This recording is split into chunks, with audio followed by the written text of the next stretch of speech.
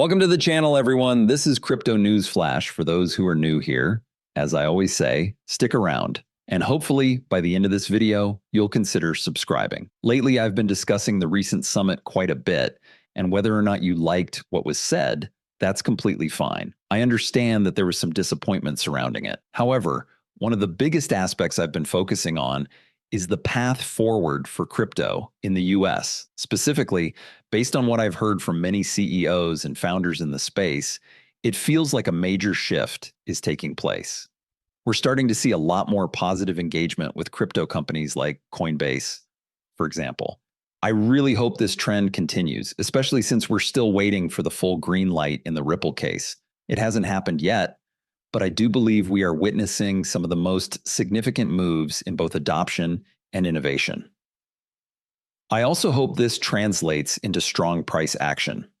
I remain very bullish for 2025 and anticipate a tremendous year for crypto adoption, engagement, and price performance. Instead of just talking about it, let's get into what's happening. First, we heard from Brian Armstrong, the CEO of Coinbase, who addressed reporters from the press briefing podium following the White House Crypto Summit. He announced that Coinbase plans to hire 1,000 people in the US this year, directly due to the increased regulatory clarity and leadership from President Trump. As I've said before, when we see open support for this space and innovation being embraced in the US, it opens up hundreds of thousands of potential jobs.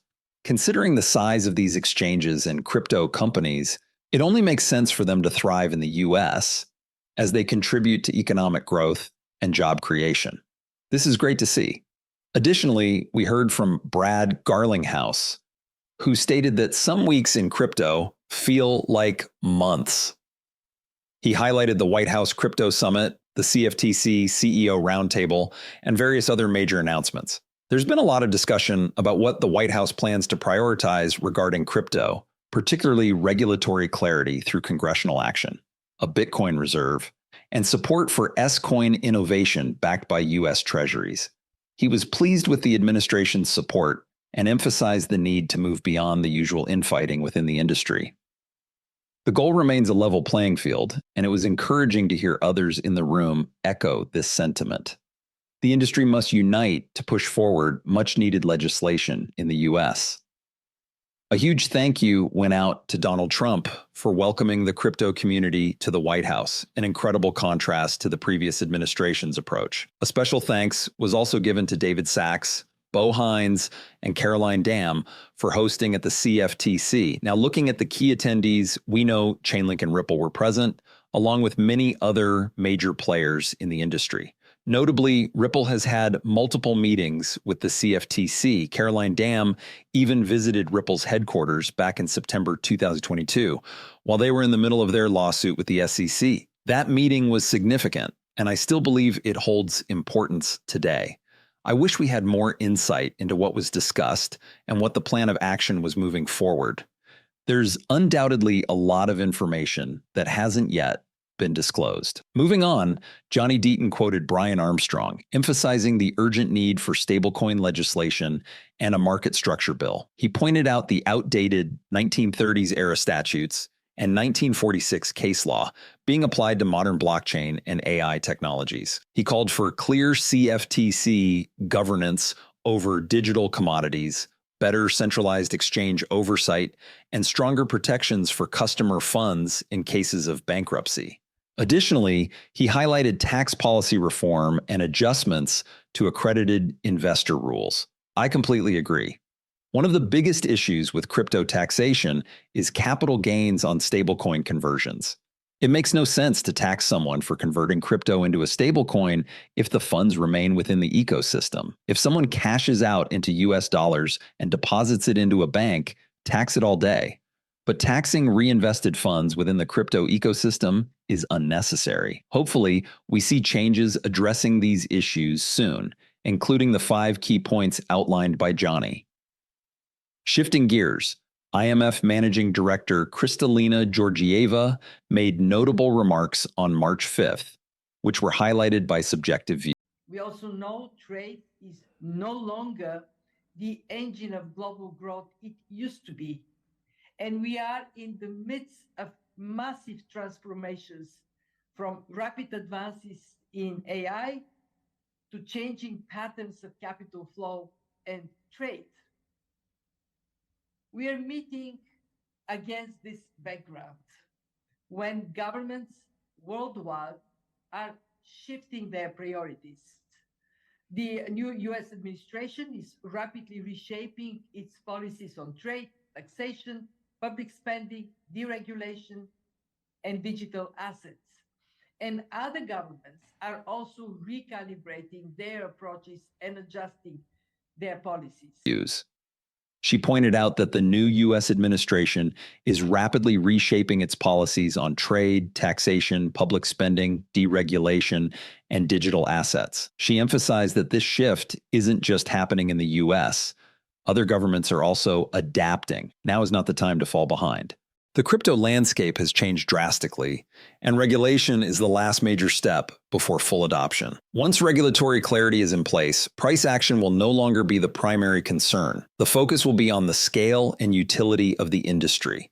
That's what truly drives long-term growth. Meanwhile, the Financial Services GOP made a significant move by urging the SEC to roll back hurdles placed on digital assets under the previous administration. The committee chairman sent a letter to the SEC's acting chair calling for a more supportive regulatory approach. With Paul Atkins nominated as the next SEC chair, there's hope for positive change. The letter highlighted recent actions like rescinding SAB 121, forming a crypto task force, and withdrawing an appeal on dealer regulations. However, it also pushed for further action, including abandoning restrictive rules.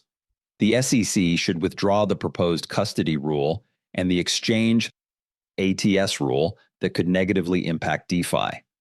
Updating guidance. The outdated 2019 framework for classifying digital assets should be revised for clearer criteria. Legislative support. The House Financial Services Committee pledged to assist in establishing a legal framework to secure U.S. leadership in blockchain technology. The letter stressed moving away from restrictive policies and fostering innovation. This is huge.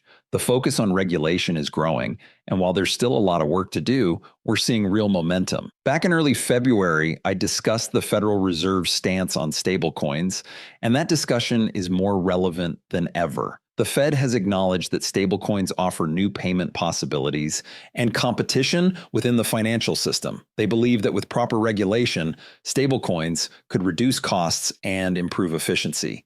However, concerns remain about stability and potential runs on assets backing stablecoins. A lot's been talked about, even the past few weeks, on stablecoins in the US. I just wanted to get, first off, we'll talk internationally, but your view of stablecoins in the domestic economy here. Yeah, so a stablecoin, the way I kind of think about it is it's a synthetic dollar that you basically take a real dollar, you go to a platform, and you get an equivalent of a stablecoin, which is its one-for-one value. And then that object trades on some other platform. A simple example I give, which I often use for other things, but if you went to a casino in Vegas, you take $1, you go, they give you a chip.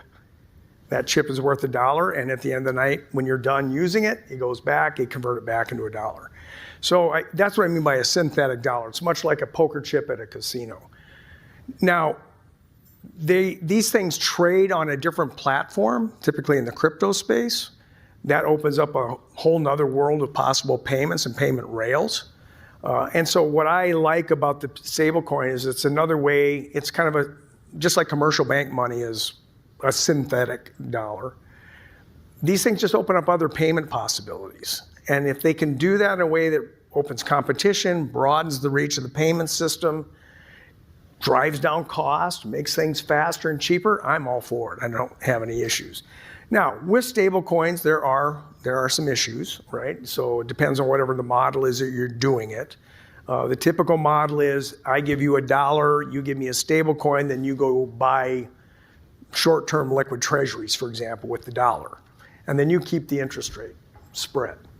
Now, the problem is we know those things have run risk attached to them. Somehow the value of the assets backing up the stablecoin breaks a buck, and then people run on the thing. So these are things that do come up with stablecoins, but they can be dealt with. You know, there are ways to do it. And The critical thing is what we need for stablecoins is regulation, good regulation, and we need it now. So the faster we can do this, the better.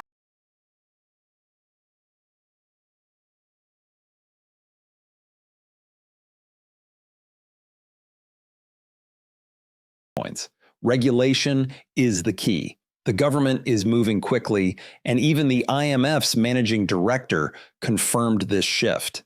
Stablecoins are at the forefront of these discussions. Everyone should be paying attention to stablecoin regulation because of its impact on the US dollar and financial efficiency. I believe stablecoins will be to crypto what social media was to the internet. Before social media, internet adoption was growing, but it wasn't yet mainstream. Social media changed that. Similarly, stablecoins will likely drive mass adoption in crypto as they offer a more efficient alternative to traditional banking systems. Once stablecoin regulations are in place, I expect this space to explode. With that said, I hope you all enjoyed this video. If you did, be sure to leave a like, subscribe, and turn on notifications for more free content. You can also follow me on X. The link is in the description below. This has been Crypto News Flash. Thanks for watching. Peace out.